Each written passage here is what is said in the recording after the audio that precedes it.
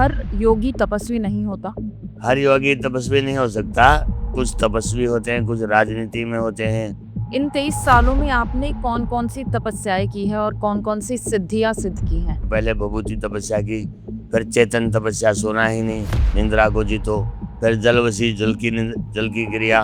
रात के 1 बजे में जाके जब जाप किया मैंने ख्वाजा का, और तो पूरा जल ऐसे खड़ा हो गया जैसे पहाड़ खड़ा होता है, और मैं एकदम डर नहीं रहा था, लेकिन डर भी लग रहा था मुझे। आपने 16 साल से खाना नहीं खाया है। 150-200 साल पहले नाथ योगी कभी नहीं मरते थे, शरीर नहीं मरता था उनका। पहले नाथ योगी उड़ते थे, पवन वेगी कहते थे उनको, पवन के वेग से चलते थे। आप 17 साल से सोए नहीं हैं। मैं आजीवन नहीं सोऊंगा। आप अपने जैसे और 10 शरीर बना सकते हैं? 10 लाख भी बना सकता हूँ। कई अघोरी दारू भी पीते हैं। एक इंसान कितनी बोतल पी सकता है? 2 बोतल, 5 बोतल, 6 बोतल। लेकिन जो बाबा भैरव क्रिया करता है वो तो 5 पेटी, 6 पेटी, 10 पेटी दिन रात पीता ही रहता है, वो कभी होश में होता ही नहीं। जब एक अघोरी की मृत्यु होती है तो उसके बाद क्या होता है? अघोर या जरमर होते हैं, कभी नहीं मरते।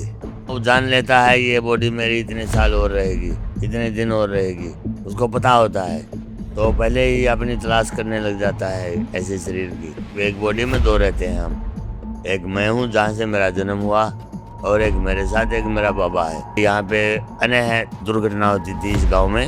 मुझे ऐसे अपने आसन पे लेटे लेटे ही कार दिखाई दिया, ऐसे बैठा हुआ मैंने, ऐसे बैठा है जैसे वो। तो मैंने महाकाल भैरव को भेजा और उसके ऐसे जीभा पे बिठा के खावा दिया। पर गुरुजी, काल तो खुद मृत्यु है, उसको कैसे मरवा सकते हैं? क्या ये सत्य है कि एक अघोरी आत्माओं को भी खा सकता है?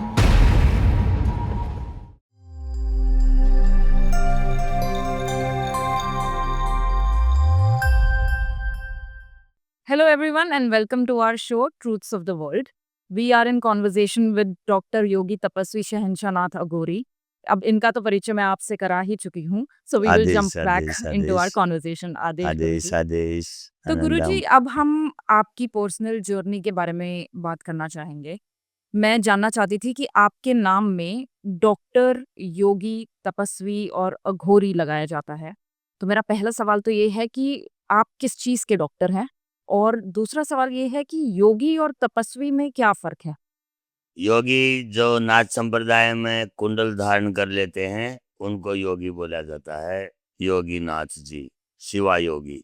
और जो साधनाएं हम करते हैं, जैसे डॉक्टर बोला जाता है हमें, तो हम चीरा देते हैं, फिर यही साधना हमारे अंदर आ जाती है, चीरा देने की, दर्शनी योगी बनाने की। तो इसी विद्या के नाम को डॉक्टर बोला जाता है। चीरा देना मतलब ये कान में मतलब जो कान आपने चीरा देना, कान फाड़ना, और कुंडल देना, और उस नाथ योगी को सुरक्षित एक जीवन वापिस उसको अर्पण करना। तो इसकी एक अपनी साधना और ट्रेनिंग यह एक होती है। साधना है जिसमें साधक को मरा माना जाता है, मर जाता हो, और पुनर्जीवन होता है गुरु की कृपा से, मंत्रों से और सिद्धि से। और इसी क्रिया को सीखने का नाम डॉक्टर है। योगी और तपस्वी में क्या फ़र्क होता है कोई गिरिजी? भी तपस्या करता है तो उसको तपस्वी कहते हैं। तो हम शुरू से ही, जन्म से ही तपस्वी हैं। जब नाथ संप्रदाय में आए तो हमें तपस्वी भी कहते हैं।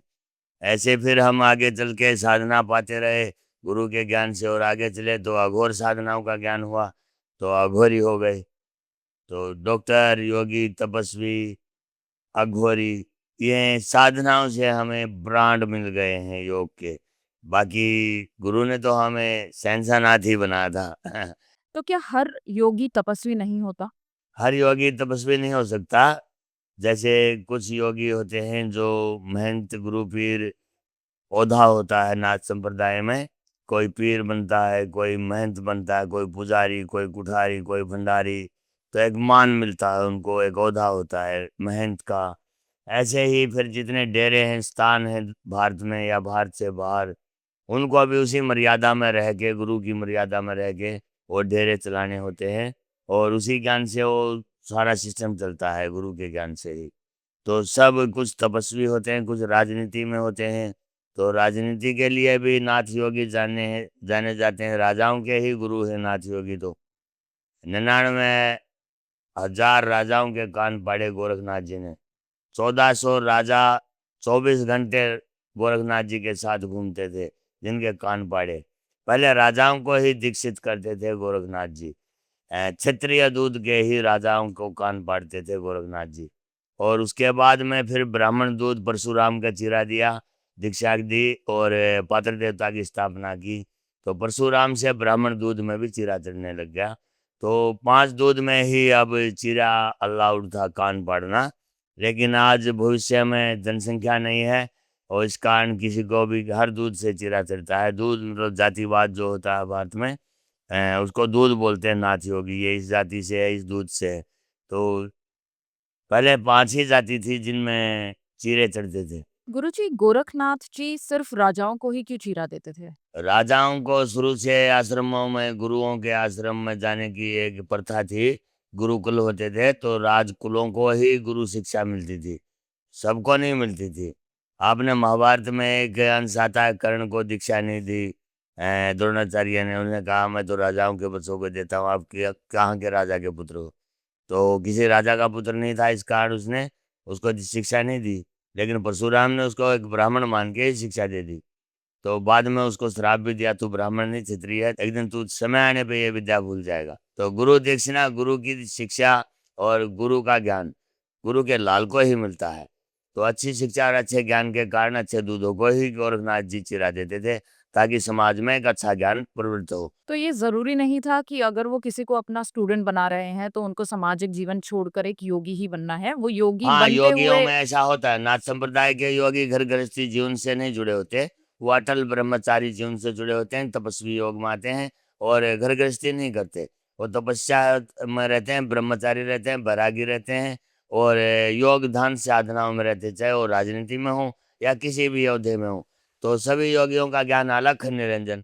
जैसे पुनर्जन्म में भी वो योगी थे, आज भी वो योगी हैं, आगे भी वो योगी होंगे। तो अगर कोई आत्मा एक बार एक योगी होने का पंथ चूज़ कर लेता है, तो वो उसके बाद हर जन्म में योगी बनता है? योगी राजा भी बनता है, किसी गृहस्थी में जन्म ले ले, राजा बन जाए। योगी कुछ भी बनने में सक्षम है, बस योग ध्यान में उसके अंदर एक चेष्टा होनी चाहिए कि मुझे ये बनना है।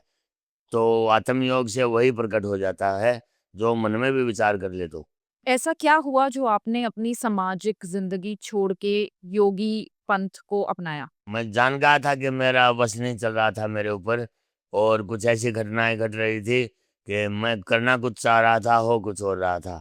तो मेरी समझ में नहीं आ रहा था, लेकिन मैं जान रहा था कि मेरे अंदर ही कुछ हो रहा है, परिवर्तन, चेंज हो रहा हूँ मैं। और मैं ये नहीं चाहता हूँ, ये चाहता हूँ। जो मैं चाह रहा हूँ वो संसार नहीं चाह रहा।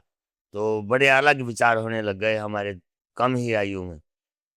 तब हमने बड़े विचारों का संकल्प दे के बड़ा तंग हुआ शरीर, बहुत काम धंधे बिजनेस भी छेड़े हमने, थोड़े बहुत काम अपने जीवन लाइफ में किए, लेकिन उनमें भी हम सक्सेस थे। पर एक चीज ऐसी हुई कि जीवन में हमें सब चीज से एकदम मन हा भर गया, उब ही गए हम। और नीलकंठ महादेव पे जाके हमने कहा मरना तो हम चाहते नहीं प्रभु, हम एग्रीमेंट करते हैं आपको, ये जीवन आपका दिया हुआ है, आप जिस भी मार्ग लगा दोगे हम वहीं चल पड़ेंगे। तो वहाँ से नीलकंठ भगवान ने एक आवाज़ दी हमें कि आप केदारनाथ चले जाओ और वहीं आपको गुरु मिलेंगे। तो वहाँ से हम केदारनाथ गए, 18 दिन की पैदल यात्रा की हमने और वहाँ केदारनाथ में हमें गुरु मिल गए। गुरु भी ऐसे मिले बस चटपट, एक दर्शन ही होता है गुरु मिलने का, ये हमें उस दिन अद्भुत अनुभव हुआ। बस वहीं से हमें नाथ संप्रदाय का धीरे धीरे ज्ञान हुआ और मेरे गुरु के पास में 3 साल रहा। और 3 साल के बाद फिर मैं पहली यात्रा अमरनाथ यात्रा करके आया, जब मुझे बहुत आनंद आया पहली यात्रा करने में। जहाँ जहाँ मेरे गुरु ने बताया वहाँ वहाँ मैं उन स्थानों पे गया, उन गुरु पीरों से मिला और कई कई दिन रुकता था मैं पहले, उनसे ज्ञान शिक्षा सेवा करके उनसे ज्ञान प्राप्त करता। तो यही एक अवधि थी मेरी, 7 साल ऐसे ही चला मैं ओगड़ पीर में। गुरु के पास रहना, 3 महीने यात्रा करना, गुरु की सेवा करना, 7 महीने गुरु के पास, 8 महीने गुरु के पास, 4-5 महीने बाहर घूमना। तो धीरे धीरे बाहर का भी ज्ञान हुआ, अंदर का भी हुआ। ज्ञान मुझे गुरु ही देते थे, जब मैं उन्हें अपने सवाल बताता कि मैं इतना घूमा, इतना ये गुरु जी ये है ये है, तो सब गुरु जी ही हल करते थे। तो गुरुजी, जैसे आप 23 साल से एक योगी हैं। इन 23 सालों में आपने कौन-कौन सी तपस्याएँ की हैं और कौन-कौन सी सिद्धियाँ सिद्ध की हैं? मेरा सबसे पहले पुजारी पद का योग खड़ा होता है तपस्याओं का। मैं अखंड पुजारी रहा हूँ। मेरे योग में मैंने कभी भी ऐसा दिन या रात नहीं है जो मैं आरती पूजा ना करूँ। कोई और करे, कहीं भी रहूं, मैं अपनी आरती पूजा करता हूँ। किसी भी हाल में हूँ तब भी करता हूँ, मंदिर में हूँ ना हूँ। मेरे मन में मंदिर है, मेरे शरीर में परमात्मा है, सब है। तो मैं अपने शरीर से ही सब कर लेता हूँ। अघोर साधनाओं से कर लेता हूँ, सूक्ष्मदर्शी कर लेता हूँ। जहाँ मुझे केदार में बैठ के साधना करनी है, मैं यहाँ बैठ जाऊंगा आसन पे। मेरा शरीर यहाँ होगा, लेकिन मैं अपना आत्मयोग केदार में भेज दूंगा और केदार में बैठ के साधना करूंगा। इस सिद्धि को पाने के लिए आपने क्या तपस्या की मैंने गुरुजी? धीरे धीरे गुरु मार्ग पे चल के पहले भभूति तपस्या की। बहुत लंबे टाइम तक मैंने अखंड भभूति चढ़ाई। फिर चेतन तपस्या, सोना ही नहीं, निंद्रा को जीतो। फिर जलवसी, जल की क्रिया, जल वश में किया। ठंडा हो या गर्म हो, हर हाल में हम हर जल में रह सकते हैं। क्या आप इन तपस्याओं के बारे में थोड़ा और विस्तार में बताएंगे? हाँ, जैसे अग्निवशी तपस्या के लिए बहुत कष्ट करना पड़ता है। जलवशी क्रिया में भी बहुत भय और डर, ऐसे ऐसे योग होता है। एक चमत्कारी सिद्धि कर रहा था मैं, जलवशी क्रिया, अन्ना सागर में, अजमेर में। तो अन्ना सागर में एक दिन रात के 1 बजे में जाके जब जाप किया मैंने ख्वाजा का, और तो पूरा जल ऐसे खड़ा हो गया जैसे पहाड़ खड़ा होता है। तो मैं वो सीन देख रहा हूँ कि वो पूरा जल जैसे खड़ा हुआ मेरे ऊपर गिरेगा। और मैं एकदम डर नहीं रहा था, लेकिन डर भी लग रहा था मुझे कि ये जल अगर मेरे ऊपर पड़ गया, इतना जल समुद्र जितना खड़ा है ये, तो बैठा बैठा ही डूब गया। लेकिन गुरु का नाम लेता हूँ मैं, तो मैं डरता नहीं कभी भी किसी चीज से। तो निर्भय हो गया, मैंने उस क्रिया को देखा। तो जल में ही प्रभु का ऐसे ख्वाजा रूप देखा मैंने, एकदम प्रकट हो गया। अगर मैं डर के उठ के भाग जाता तो उस क्रिया में गुरु ने पहले ही कह दिया था कि उसी टाइम प्राण चले जाएंगे आपके। तो बहुत प्राण घातक क्रिया थी ये मेरे लिए। ख्वाजा बोलते हैं जल को उर्दू में। तो जल देवता का दर्शन हुआ मुझे वहां पे। तो एक सिद्धि मेरी वहां हुई, जो जलवसी क्रिया की थी मेरी। ये सिद्धि प्राप्त करने के लिए आपको कितने समय तक तपस्या करनी पड़ती है और उस तपस्या में आप क्या करते हैं? संकल्प होता है, जैसे 3 साल में, 12 साल में। नाथ योगी हठ योगी होते हैं। हर योग 12 साल में ही पूरा होता है, लेकिन उसका एक चरम पार्ट होता है। जैसे कुछ पार्ट 3 साल में होते हैं इकट्ठे, उसके कुछ 9 दिन 9 दिन 9 दिन करके 12 साल लग जाएंगे। लेकिन तपस्या 9 दिन की ही है। हर साल 9 दिन आएंगे वो। एक दिन की भी तपस्या है। दीपावली एक बार ही आती है, एक रात होती है। लेकिन वो 12 दीपावली आएंगी, तब 12 साल में वो सिद्धि पूरी होगी। कई तपस्याएं ऐसी हैं जो अखंड अटल योग में खड़े श्री हो गए तो खड़े रहते हैं, बैठे श्री हो गए बैठे रहते हैं, मौनी हो गए बोलना ही नहीं है, फलाहार हो गए फल ही खाना है और कुछ खाना ही नहीं है। ऐसी बहुत सी सिद्धियां साधना की है मैंने अपने शरीर से। और आज मैं निरोगी काया है, कुछ खाता नहीं पीता हूँ, कुछ नहीं पीता, बस जल, धुआं, चाय, चिलम, बस यही चलता है। ये मेरा अगला सवाल था गुरुजी। आपने अपनी सिद्धियों में खाने को छोड़ दिया है, आप भोजन नहीं लेते हैं। ये कब से चल रहा है और ये सिद्धि आपने कैसे प्राप्त की? गुरु कहते थे जितना खाओगे उतना सोओगे, जितना सोओगे उतना खाओगे। तो इसका सवाल का जवाब 3 साल लग गए मुझे खोलने में। सोएंगे ही नहीं तो खाएंगे भी नहीं, और खाएंगे ही नहीं तो सोएंगे भी नहीं। चेतन क्रियाओं को चेतन करने के लिए मैंने अपने आप पे एक परीक्षण किया, खाना ही छोड़ दिया। तो फिर जागना शुरू कर दिया, सोना भी छोड़ दिया। तो धीरे धीरे एक्सपीरियंस होता रहा इस चीज़ का। 3 साल लग गए मुझे। और 3 साल बाद मैं ही हूँ जो 24 घंटे 12 मास 12 साल तक जाग ही सकता हूँ, सोऊंगा ही नहीं। मैंने ऐसे तप पा लिए हैं, मतलब मैं चेतन चेतन महाचेतन होता चला जाऊंगा। आलसी नहीं होऊंगा कि मेरे गोडे टूट जाएंगे, थकान हो जाएगी, शरीर टूट जाएगा मेरा। नहीं, मैं जितना जिस चीज को बढ़ा बढ़ा के करूंगा तो मेरा पावर ऑटोमेटिक बढ़ता रहता है, ऑटोमेटिक। आपने मुझे बताया था कि आपने 16 साल से खाना नहीं खाया है। हाँ, 16 साल तो अब नित्य कर्म के हो गए, लेकिन इससे पहले भी मैंने कई बार ऐसी तपस्या जब शुरू शुरू में मैं कर रहा था, तो तब मैं जैसे 2 महीने 3 महीने 41 दिन 6 महीने 12 महीने ऐसे कर करके बहुत सी विद्याएं की हासिल मैंने। लेकिन अन्न का त्याग करने से ही सिद्धियां पाई गई है। तो आपकी बॉडी जो है ये सस्टेन कैसे करती है? मैं ये मानता हूँ कि शरीर एक अपनी एक ऐसी चीज है अद्भुत, एक दिव्य घर है ये। इसको पवन पानी बहुत है जीने के लिए तो, लेकिन फिर भी हम इसको कुछ भी देंगे, ताकतवर खाना डाइट कुछ भी दे रहे हैं, तो आदत है हमारी। मैंने एक्सपीरियंस करके देखा है, अगर मैं अब 4 दिन 5 दिन किसी भगत के हाथ से कोई सब्जी खाने लग जाऊं, और रोज 5 दिन सब्जी खा ली मैंने थोड़ी थोड़ी, तो वो छठे दिन नहीं मिली ना, तो वो सब्जी मुझे याद आती है। तो आदत नहीं रखूंगा, खाऊंगा ही नहीं, तो चाय चिलम और पानी से भी मेरा गुजारा हो जाता है। तो गुरुजी, खाना छोड़ करके क्या आपको कोई स्पेशल सिद्धि की प्राप्ति हुई? 150-200 साल पहले नाथ योगी कभी नहीं मरते थे, शरीर नहीं मरता था उनका। आज शरीर बॉडी उनकी समाधि ले रहे हैं, धरती खोद के उनको ऐसे गाड़ा जा रहा है बिठा के। तो मेरे ये चीज़ बहुत अंदर से छू गई। जल कभी मरता है? नहीं। अग्नि मरती है? आकाश मरा है? पृथ्वी मर सकती है? वायु मरता है कभी? तो ये पांचों से बना है शरीर। इसकी मृत्यु निश्चित स्वयं अपने कुकर्मों से करता है इंसान, नहीं तो इसकी मृत्यु नहीं है, यह अजर अमर काया है। तो हम उसी चेतना के लिए अपनी साधनाओं को यहाँ तक ले जा रहे हैं, जहाँ तक योगियों ने, साधकों ने जो मार्ग चुना था और सिद्ध हो गए। तो इसका एक पार्ट है, टाइम है, कि इतने टाइम तक आप ये साधना कर दोगे, तो आप भी मृत्यु को मृत्युंजय हो जाओगे, जीत लोगे, विद बॉडी उड़ोगे। पहले नाथ योगी उड़ते थे, हवा में उड़ते थे, पवन वेगी कहते थे उनको, पवन के वेग से चलते थे। ये कोई चमत्कार की बात नहीं है, सिद्धियों की बात है। तो ऐसी सिद्धियां यहाँ हुई हैं, कोई नई बात नहीं कह रहा हूँ मैं।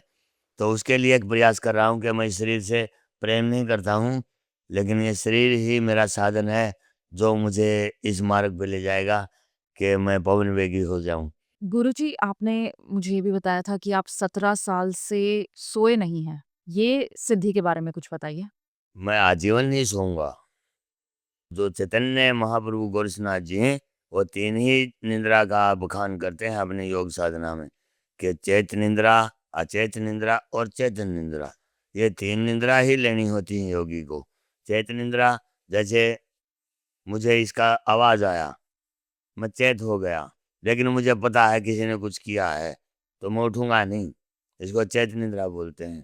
अचैत निंद्रा, चाहे यहाँ अब गोलियां चल जाए लेकिन मुझे नहीं सुन रही, ढोल नगाड़ा डीजे बजे मुझे नहीं सुन रहा। चेतन निंद्रा, जब कुछ ऐसा हुआ तो मुझे देखना पड़ा क्या है, उठ के भागना पड़ेगा, शरीर को ही लेके भागना पड़ेगा, चेतन निंद्रा है। मैं 18 घंटे, 20 घंटे, 30 घंटे, 50 घंटे बैठ के ऐसे रह सकता हूँ, और निंद्रा भी नहीं आएगी, और चिलम पीता रहूँगा, चाय पीता रहूँगा, और चेतन निंद्रा से सभी के अंदर बैठा रहूँगा मैं। सभी के अंदर कैसे बैठे जैसे रहेंगे कितनी गुरुजी? दुनिया आ जाए, 50-100 भगत बैठे रहते हैं, तो उनके साथ बैठे ही रहता हूँ मैं, आठों याम। रात दिन ही चलता रहता है मेरा अखाड़ा। तो आप एक दिन में कितने घंटे सोते हैं? दिन में तो कभी सोता ही नहीं, मैंने 1 घंटा भी, रात को भी नहीं सोता मैं। लेकिन मेरा एक समय है, मैं 3 घंटे ही रेस्ट लेता हूँ उसमें। तो 3 घंटे मुझे कोई नहीं टच करता उस समय, कोई भी नहीं। मेरा गुरु भी आ जाए तो उसको पता है, तो वो भी मेरा मान करता है इस चीज़ का, कि हाँ, चला 3 घंटे के एक योग साधना में है, अब उसको छेड़ना ठीक नहीं है। सभी योगियों को भी मेरा ज्ञान हो गया है आज, कि जब ऐसे भजन में मैं होता हूँ तो कोई मुझे नहीं टच करता है। तो इस साधना में आप क्या आप अपनी बॉडी में रहते हैं? कई ऐसे योग में भी होता हूँ मैं इस चीज़ में, जब वो 3 घंटे होते हैं मेरे। जैसे मेरे कई चेले हैं, वो मुझे याद करते हैं, कोई मेरा भगत है, कोई कार्य है, मुझे शरीर के बगैर ही करके आना होता है। तो किसी भगत के घर पे भी दृष्टि डालनी होती है, रक्षा करनी होती है, प्रोटेक्शन फैमिली। तो उनको मैं चेक करता रहता हूँ कि सब सही है या नहीं है। तो ये समय होता है मेरा उस अपनी समय। निद्रा के समय पे? और निद्रा नहीं होती, वो भी एक साधना ही होती है मेरी। जैसे आप यहाँ बैठे हो, लेकिन आपका आत्मा कहीं भी जाके भ्रमण कर रहा है, बॉडी को रेस्ट दे रहे हैं हम, ना कि अपनी चेतना को। क्या इस समय पे आप किसी और लोक में भी ट्रैवल करके आते हैं? हाँ, मैं लोकोलोक परलोक जहाँ भी मुझे जाना होता है, एंट्री है, मैं महादेव के घर में सीधा ही जाता हूँ। मुझे कैलाश में जाना बहुत अच्छा लगता है, और शिव परिवार मुझसे बहुत प्रेम करता है। पर ये दूसरे लोगों का ट्रैवल, दूसरे लोगों तक की यात्रा करने के लिए ऐसी कौन-सी साधना है या तपस्या है जो किसी योगी को करनी पड़ती है? दसों दिशा सिद्धि, हर दिशा में योग फैल सकता है एक योगी का। मतलब एक योग के 5 योग होते हैं, और 5 के प्लस करें तो शिव शक्ति, 10 योग हो जाते हैं। 10 योग अपने ही आत्म योग भगा सकता है योगी 10 दिशा में। मतलब एक बार में 10,000 भी बन सकता है, 10 भी बन सकता है, एक भी रह सकता है। योग साधना में एक शरीर अनेकों शरीर धारण कर सकता है। तो जब आप कह रहे हैं कि आप एक शरीर अनेक शरीर धारण कर सकता है, क्या इसका मतलब ये है कि आप अपने जैसे और 10 शरीर बना सकते हैं? 10 लाख भी बना सकता हूँ। ये सिद्धि ये आपको माया है, प्राप्त है? लेकिन वो देखने के लिए आपको भी उस सतह पे आना होगा, उस तप पे पहुँचना पड़ेगा। आपकी आत्मा को इतनी पवित्रता पे ले जाना होगा, तभी आप ये देख पाएँगे, नहीं तो कल्पना ही रह जाएगी बात में ये। गुरुजी, मैं आपकी अग्नि तपस्या के भी बारे में बात करना चाह रही हूँ, जो अभी जेठ के महीने में आप 41 दिन की तपस्या कर रहे हैं। आपने एक बहुत बड़ा अग्नि का कुंड बनाया है, जिसके सेंटर में आप बैठ कर के रोज़ 4 से 5 घंटे तपती धूप में तपस्या करते हैं। तो मुझे जानना था कि ये कौन-सी सिद्धि है? इस तपस्या का रीज़न क्या है जो आप ये कर रहे हैं? इससे आपको क्या शक्तियाँ मिलती हैं? और ये कहाँ से शुरुआत हुई इस तपस्या की? ये यहीं से हुई, भगवतीपुर श्याम मंदिर से। मैं 11 धुने की तपस्या करता था पहले, तो यहाँ मेरी तीसरी तपस्या थी उस टाइम। तब एक आवाज़ आई अचानक, "शहनशाह, तू धुने के अंदर बैठ जा।" तब मेरा एकदम माथा खड़ गया, कौन बोला? ऐसे ज्वाला के अंदर दर्शन हो रहे थे मुझे किसी देवी के। तो ऐसा दर्शन हुआ जैसे माँ ज्वाला है, वो बोल रही है मुझे। मैंने कहा, "हे माँ, मैं बैठ तो जाऊँ, योग युक्ति तो बता कैसे बैठ जाऊँ?" तो योग युक्ति गोरखनाथ जी देंगे। तो मैंने गोरखनाथ जी का ध्यान किया, तो गोरखनाथ जी प्रकट हो गए। ऐसे दिखाई दे रहे हैं हमें ज्योति स्वरूप। तो हमने कहा, गुरु महाराज, माँ ज्वाला मुझे कह रही है, अग्नि में बैठ जा, धुएँ में बैठ जा। तो धुएँ में कैसे बैठ जाऊँ? कोई योग युक्ति दो हमें। 11 धुएँ की तपस्या करा तो 11 के 11 धुनों की विभूति उठा देते हैं गोरखनाथ जी हवा में। और भुबड़िया होता है ना, ऐसे एक भुबड़िया गोल राउंड राउंड राउंड पूरा हवा का। टॉर्नेडो। हाँ, वो कैसे पूरा मेरे धुएँ से बाहर निकलती है विभूति, और बाहर जाके एक जगह ऐसे ढुलक जाता है, और बाहर से आग जल जाती है। गोरखनाथ जी कहते हैं, ऐसे बैठ। मैंने देखा सीन, हाँ, एकदम सही हो गया फिट। ये तो कर सकता हूँ मैं। तो मैंने फिर तपस्या का टाइम हो गया, उठते ही ये धुना तैयार किया, और फिर मैं रोज़ाना इसको करने लग गया। 3 घंटे की तपस्या वो करता, 2 घंटे की ये करता। 5 घंटे की तो तपस्या ही करता था मैं ये अग्नि की। लेकिन उस साल में ये पूरी नहीं कर पाया। 7 दिन 8 दिन पहले ही, भंडारे से पहले ही हुआ है चिंतन। फिर अगले साल मैंने 1 धुने की तपस्या रखी, यही तपस्या करूँगा, 11 धुने की नहीं करेंगे। गंगा मैया पे की हमने ये तपस्या। फिर हमने महाकुंभ में की, प्रयागराज में, और उसके बाद श्याम मंदिर में अभी ये कर रहे हैं हम। अब इस तपस्या का मोड मिल गया है, इसका नाम गुरु गोरखनाथ जी ने दिया है नाम, सूर्य धुना। ये सूर्यमुखी धुना है, और सूर्य जैसा तेज है इसके अंदर। दसों दिशा बंद था पहले ये, लेकिन इसकी एक बेड़ी, जैसे कुंडल में बेड़ी होती है, ये निकाल दिया हमने आने जाने का रास्ता। लेकिन दसों दिशा पहले बंद थी। अब ये रास्ता ज़रूरी था, अग्नि लांघ के नहीं जाना होता तपस्वी को, नहीं तो पहले मैं बंद रास्ता और अग्नि लांघ के ही ऊपर जाता था धुने पे। ये एक अद्भुत है, और गोरखनाथ जी ने हमें वचन दिया इस बात का जब हम तपस्या कर रहे थे, कि ये तपस्या तो कभी मैंने भी नहीं की। इस धरती पे पहला तपस्वी तू है शहनशाह, जो इस तपस्या को कर रहा है। नाथ संप्रदाय में ही नहीं, गिरिपुरी, भारती, सीताराम, भेग, बारा पंथ, सभी बाबाओं में मेरे से ही शुरू हुआ, जन्म हुआ, ये गोरखनाथ जी ने कहा है। इससे पहले ये कभी नहीं हुई है धरती पे। आपने जैसे अपनी तपस्या के बारे में बताया और आपने बताया कि आप सिर्फ़ चाय और चिलम और पानी पीते हैं। मैं ये जानना चाह रही थी कि चिलम का आपकी साधना में क्या रेलेवेंस है? और कई अघोरी दारू भी पीते हैं हाँ, काल सब भैरव की साधना साधना में। है, सबकी अपने-अपने ढंग हैं, आप अपने तरीके हैं, खान-पान परमात्मा का योग से। जो दारू पीता है, शराब पीते हैं, उस दारू और शराब नहीं पीते हैं, वो एक प्रसाद होता है भैरव का। तो वो अपनी साधना कर रहे हैं, लोगों को दिख रहा है वो दारू पी रहा है, दारू पीने वाला बाबा है, लेकिन वो दारू पीने वाला बाबा नहीं है। उसके अंदर एक भैरव चेतन हो चुका है, जिसने उन्हें साधना करके पाया है। तो भैरव पी रहा है दारू, वो नहीं पी रहा। एक इंसान कितनी बोतल पी सकता है? 2 बोतल, 5 बोतल, 6 बोतल। लेकिन जो बाबा भैरव क्रिया करता है, वो तो 5 पेटी, 6 पेटी, 10 पेटी दिन-रात पीता ही रहता है, वो कभी होश में होता ही नहीं।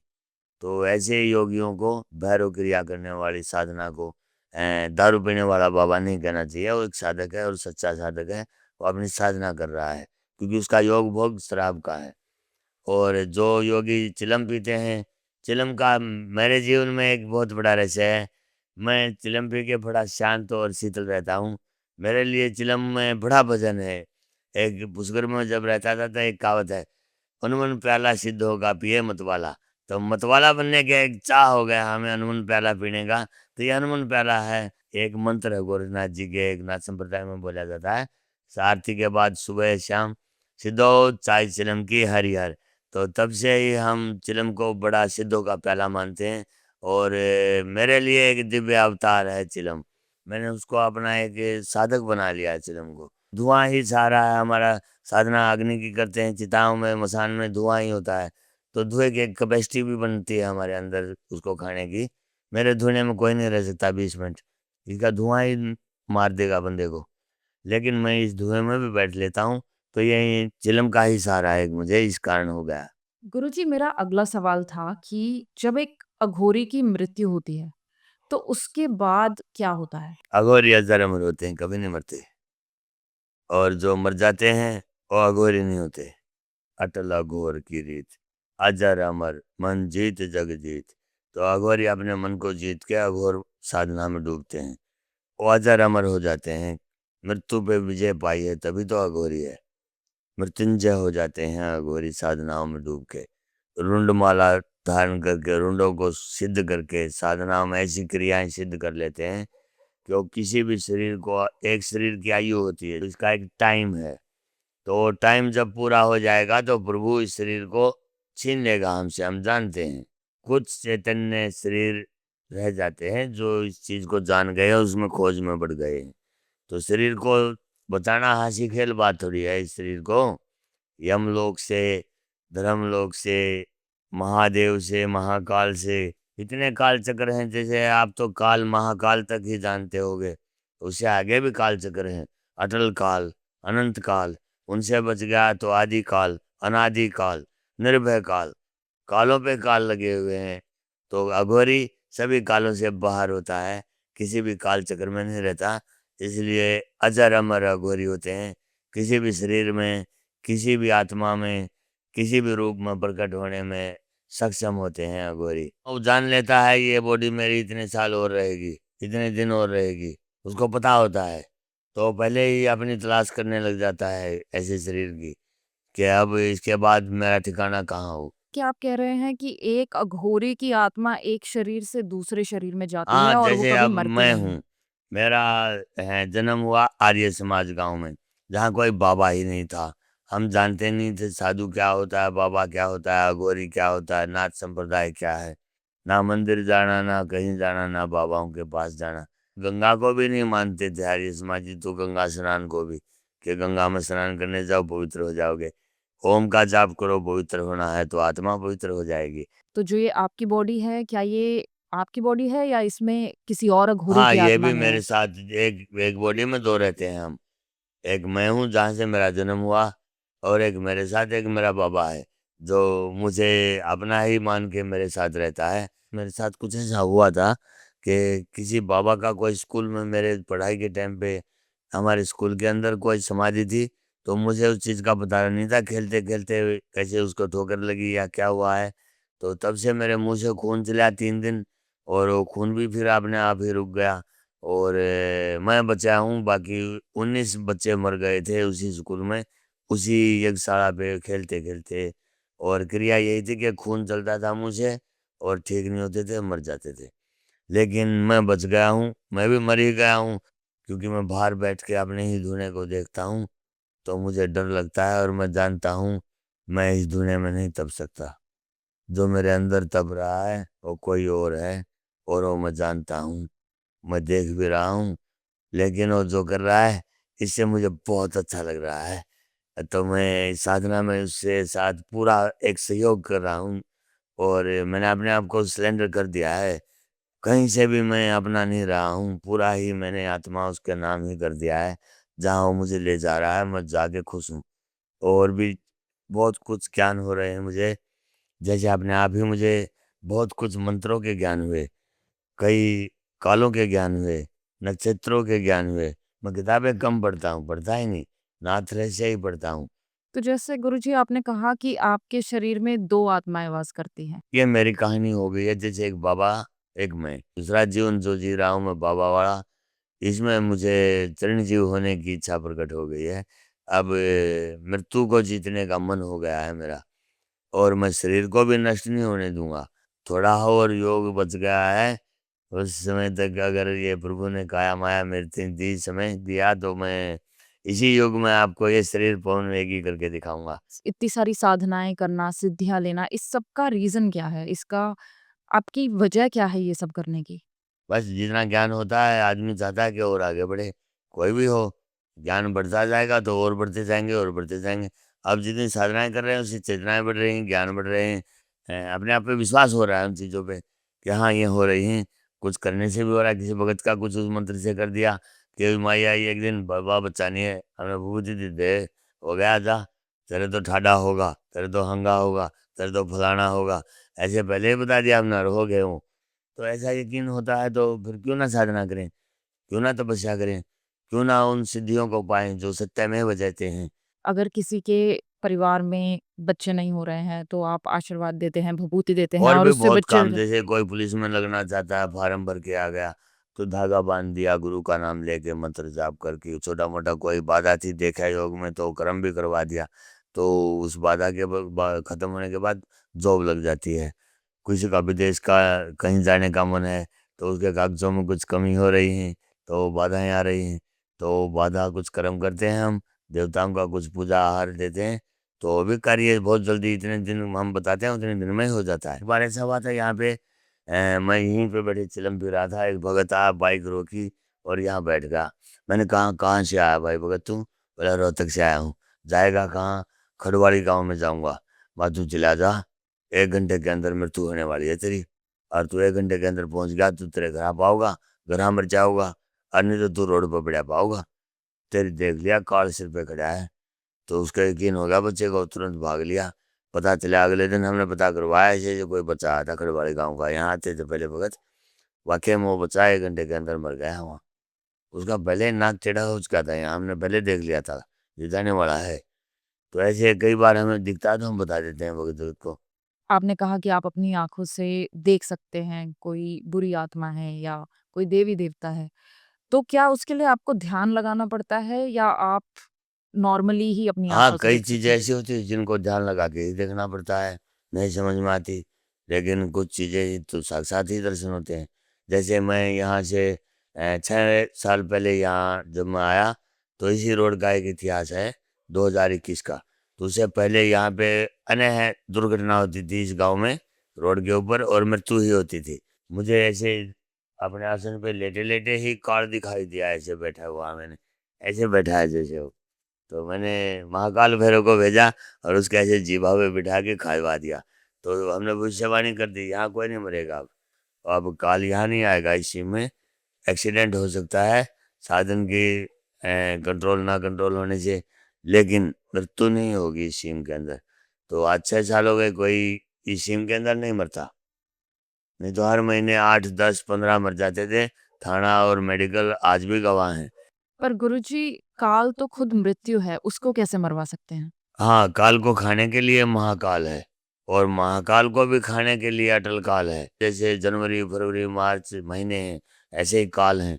काल, महाकाल, अटल काल, अनंत काल, निर्भय काल, अनादि काल, आदि काल, कालों में काल हैं। गुरुजी, क्या ये सत्य है कि एक अघोरी आत्माओं को भी खा सकता है? देखो, आत्माओं का ऐसा जो विदाउट बॉडी है उस शरीर में वास करती रहती हैं, आती रहती हैं, जाती रहती हैं। सभी शरीरों में वास होता रहता है, कहीं भी कोई भी जीवात्मा है उसमें। जो प्रेतात्मा किसी शरीर में घर बना लेती है, ठहराव बना लेती है, रुक जाती है, तब संकट खड़ा हो जाता है उस शरीर के लिए, उस घर के लिए। तो उसको फिर हम निकालते हैं या अपने वश में लेते हैं अपने शरीर में, नहीं तो धुएँ में छोड़ देते हैं या पीपल की जड़ में दे दें या नदी में छोड़ दें, जल में छोड़ दें। मुक्ति तो देनी होती है उसे हमें। तो हम एक साधन है मोक्ष के, हर कु-सु आत्मा के, जो हम तक पहुँच जाएगा उसको मोक्ष निश्चित हो जाता है। गुरुजी, क्या ये सत्य है कि अगर कोई आपकी शरण में आए, भले एक चेला बनकर ना आए, बस आपसे मदद माँगने आए, तो क्या आप उसके कर्मों के फल को भी चेंज कर सकते हैं? हाँ, किसी भी भाग्य विधाता जो बेमाता ने लेख लिखा, तो एक योगी सक्षम होता है उस लेख को भी बदलने में। योगी का शब्द ही सत्य होता है। हम शब्दवशी क्रिया से ही योग बल देते हैं, लेकिन हमारा लिखा हुआ भाग्य विधाता भी नहीं बदल सकता। मंत्रों की सिद्धि मंत्र सत्यम पूजा सत्यम सत्यम देव निरंजनम श्री गुरु वाक्यम सदा सत्यम सत्यम एकम परम पदम। शब्द से ही जो जीत ले जग को, वही मंत्र गुरु के मुख से निकले तो उस शब्द की ही जय होनी है। तो शब्द विषय क्रियाएं, जो सत का शब्द गुरु के मुख से निकलेगा वो होगा ही, कोई नहीं रोक सकता फिर इसको होने से। तो अगर आप एक सत्य के शब्द में किसी की ज़िंदगी बदलना चाहें तो वो बदल ही जा सकती हाँ, है। क्यों नहीं, मैं बहुत इतने आते हैं यहाँ पे एमपी एमएलए के लिए भी आते हैं, राजनीति में जो अपना भाग्य आजमाते हैं, तो उनका आशीर्वाद दिया तो जीत गए और एमएलए बन गए, कोई सीएम बन गया। और बहुत हैं ऐसे केस, में नाम नहीं लूँगा किसी का, लेकिन ऐसे बहुत केस हैं जो आस करके यहाँ आते हैं और उनको फल मिलता है, जो इच्छा करके आते हैं। पर ऐसे तो गुरुजी सामाजिक लोग अक्सर अपने स्वार्थ के लिए भी वो किसी आपके भाव पास आ से सकते आए, हैं। आस करके आए हैं यहाँ, मैं उनके स्वार्थ नहीं देखता यहाँ, मैं तो उनके भाव देखता हूँ कि यहाँ तक आए हैं कुछ माँगने, तो मैं देने जोगा हुआ हूँ। देने जोगा हुआ हूँ तो अब मैं उसके गुण अवगुण थोड़ी देखूँगा, मेरा कर्म होता है देना। बुरा कहने वाले तो आज भगवान की भी बुराई करते हैं, तो मिथक निंदक होते हैं शरीर में, सभी के होते हैं। हम भी किसी की बुराई करते होंगे कभी, तभी हमारी कोई कर रहा है। अगर हम किसी की नहीं करेंगे तो कोई हमारी भी नहीं बुराई करेगा। अघोरी होने के नाते आपके पास शक्तियाँ हैं कि आप आत्माओं को देख सकते हो, प्रेतों को देख सकते हो, देवी-देवताओं को देख सकते हो। तो हम ये जानना चाहते थे कि आप अपनी नज़र से दुनिया को कैसे देखते हैं? मुझे बहुत आनंद आ रहा है, मैं सभी को एक आत्म योग से देखता हूँ। और जब कोई चिल्लाता है, बड़बड़ाता है, दुखी होता है, पीड़ित होता है, तो मैं उस पे हँसता नहीं, संकोच भी नहीं करता। मैं जानता हूँ ये क्यों दुखी हो गया है और क्यों पीड़ित है, तो तार में तार लगाने की कोशिश करता हूँ कि ये वापस हैप्पी हो जाए।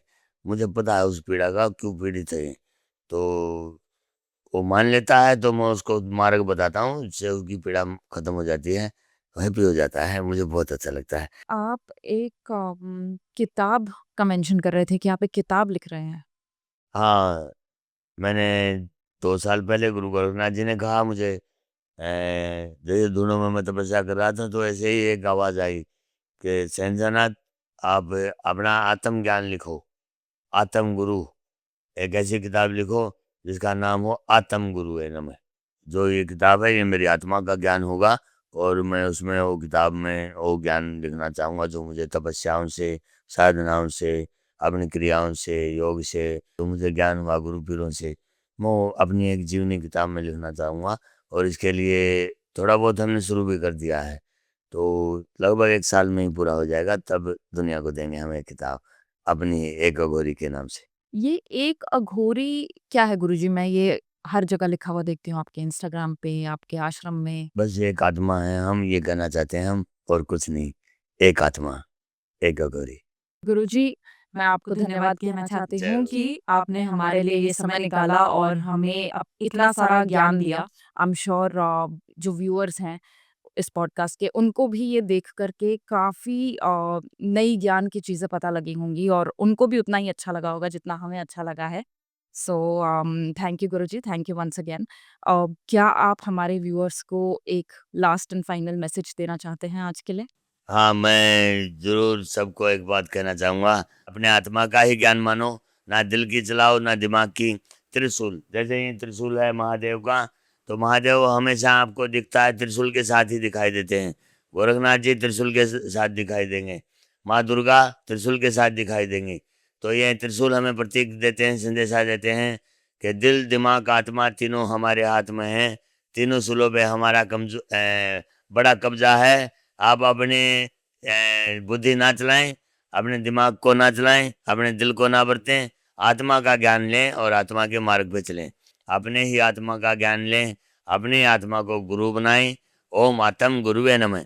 किसी अच्छे गुरु की शरण में जाके संस्कार धारण करें और गुरु के ज्ञान पे चलें। सत्य का ज्ञान स्वयं के अंदर होता है, गुरु तो आपको मार्ग ही बता सकता है कि ये करो भाई, करना ना करना तो आपका है। आनंद और दानी बनने की कोशिश करो, कुछ देने की कोशिश करो, लेने की ना करो। जय गोरखनाथ। जय ओम गोरखनाथ। नमः शिवाय, हर नमः हर शिवाय, हर महादेव, हर जय श्री महादेव। श्याम, जय माता दी, जय जय माता रात तेरा सहारा, जय माँ काली तेरा वचन ना जाए खाली, जय कलकत्ते वाली जय हो, जय अघोरी, जय कपाली। To all the viewers watching us, deep, deep, deep gratitude. Thank you for being here with us. This was us in conversation with Dr. Yogi Tapasvi Shahenshanath Aghori. See you in the next episode with a new guest giving us some new knowledge, new experiences, and new breakthroughs. Thank you. Adesh Adesh